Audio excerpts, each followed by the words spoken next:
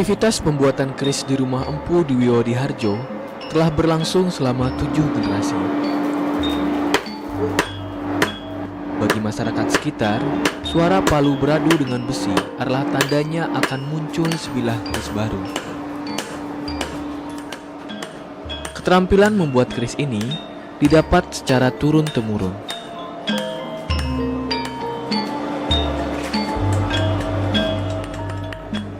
Ya kalau pembuatan keris kan dulu yang buat bapak, terus bapak meninggal 3 tahun yang lalu, terus habis itu saya dan kakak saya meneruskan usaha bapak.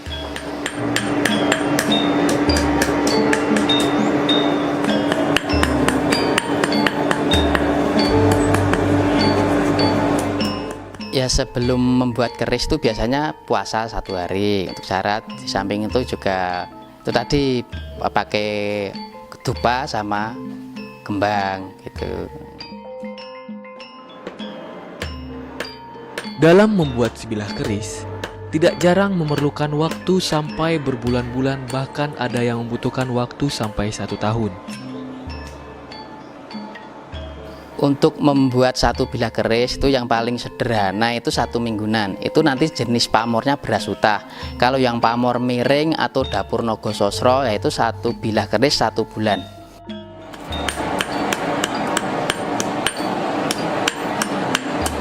Untuk membuat keris yang berkualitas tinggi, pembuat keris harus memilah bahan terbaik dari besi logam terbaik.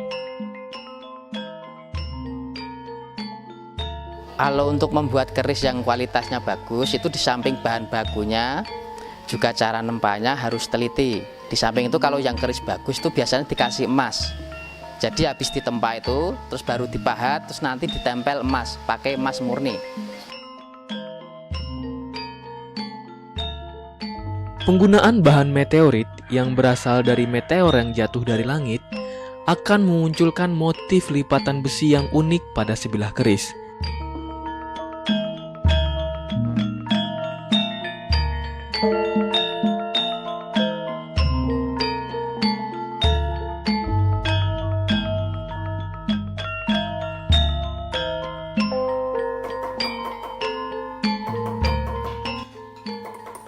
Keris merupakan salah satu puncak dari seni tempa logam yang ada di Nusantara, khususnya dalam bidang persenjataan dan kepustakaan.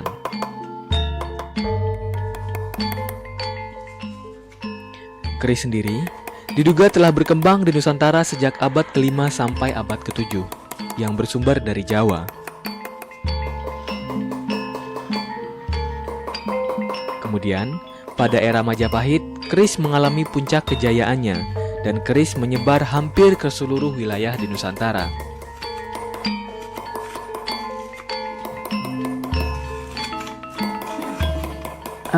Keris itu punya nilai tersendiri. Sebetulnya kan kategori dari keris itu adalah satu senjata tradisional ya. Namun senjata tradisional itu kan beda-beda. Misalnya kamu di Aceh itu ada rencong, Sulawesi ada batik dan lain sebagainya, Madura ada celurit kan. Tapi kalau di khususnya orang Jawa itu ada yang namanya keris. Keris tapi bukan sekedar mereka senjata, ada nilai magis, ya ada nilai magis yang ada pada keris itu sendiri. Jadi orang Jawa itu dalam satu nilai budaya saat dulu, waktu dulu itu memang keris itu bukan sekedar, maka dalam pembuatannya pun juga melalui proses yang lain. Ya. Kualitas teknis dari pembuatan keris sendiri tidak bisa disamakan dengan proses pembuatan senjata lainnya. Bukan hanya karena masalah teknis yang rumit, tetapi hanya orang tertentulah yang bisa membuat keris. Ini kan secara ilmiah itu kebatinan. Jadi dulu itu sudah pernah, ini cerita ya. Saya diceritani orang Jogja. Dulu itu ngedeke sayembara. Misalnya di negara Turki, Jepang, terus pokoknya 4 negara, 5 negara Mataram, zaman Sultan Agung. Itu semua membawa gaman semua, membawa pedang, misalnya dari Turki, dari Jepang, dari Inggris itu membawa pedang. Itu untuk mangkas lehernya pedus. Nah, itu misalnya dari Turki itu disabetke putus, dari Jepang putus, dari Inggris putus. Nek Mataram itu dari ini ya. Ini yang dipakai Sultan Agung. Ini cuma genek ke. Dilihat sudah jadi abu dulu.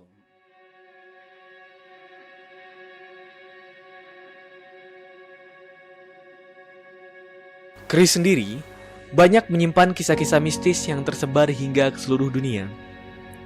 Walaupun banyak perdebatan di antaranya, masih banyak masyarakat Indonesia yang meyakininya.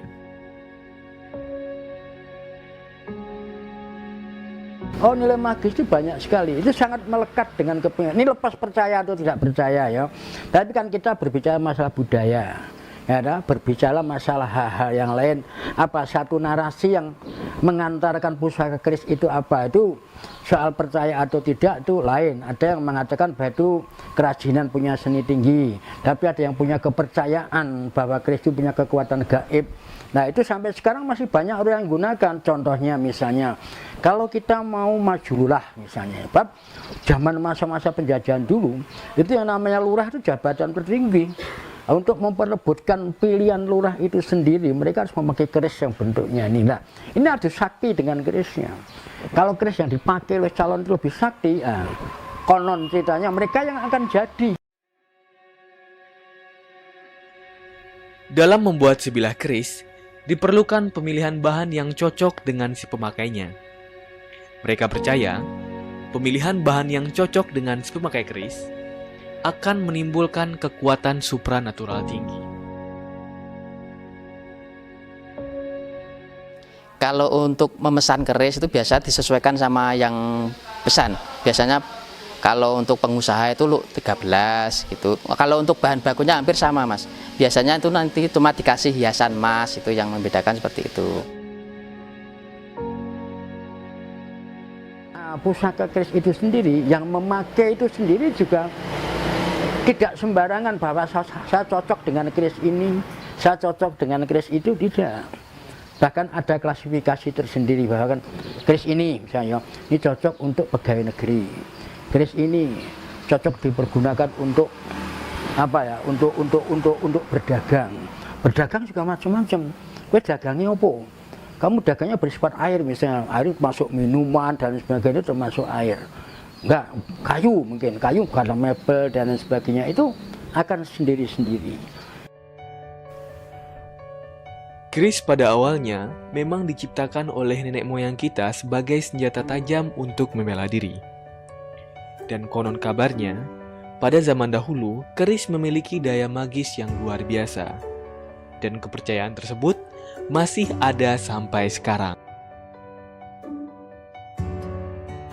Keris dalam arti pusaka untuk orang Jawa itu punya nilai magis. Lebih dari itu juga punya kebanggaan-kebanggaan bagi seseorang yang menduduki satu jabatan. Konon adalah raja-raja itu pasti punya keris yang istimewa. Ya, dan kenapa? Kalau kita membuat senjata lain ya pembuatnya hanya itu saja. Tapi sementara kalau keris pasti seorang empu. Itu cara membuatnya John memakai perilaku ritual. Artinya mereka harus puasa dan sebagainya, harus mendapatkan satu wisik.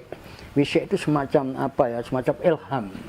Ya, bahwa kamu harus begini, keris itu nanti begini. Bahkan konon ceritanya, waktu keris itu dibuat oleh seorang empu, mereka sudah bisa meramalkan.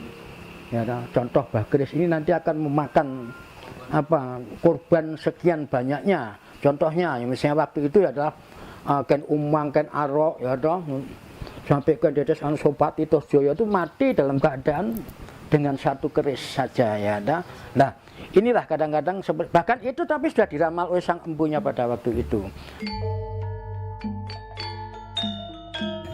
Wujud keris merupakan perpaduan hasil karya seni, sekaligus mengandung falsafah hidup yang mendalam. Keris juga kental dengan nuansa mistis yang menjawab pertanyaan mengapa tradisi keris tetap bertahan hingga sekarang. Tradisi keris adalah tradisi turun-temurun. Semula, keris digunakan sebagai senjata tajam. Kini, keris lebih berfungsi sebagai senjata simbolis, simbol tradisi masyarakat Indonesia.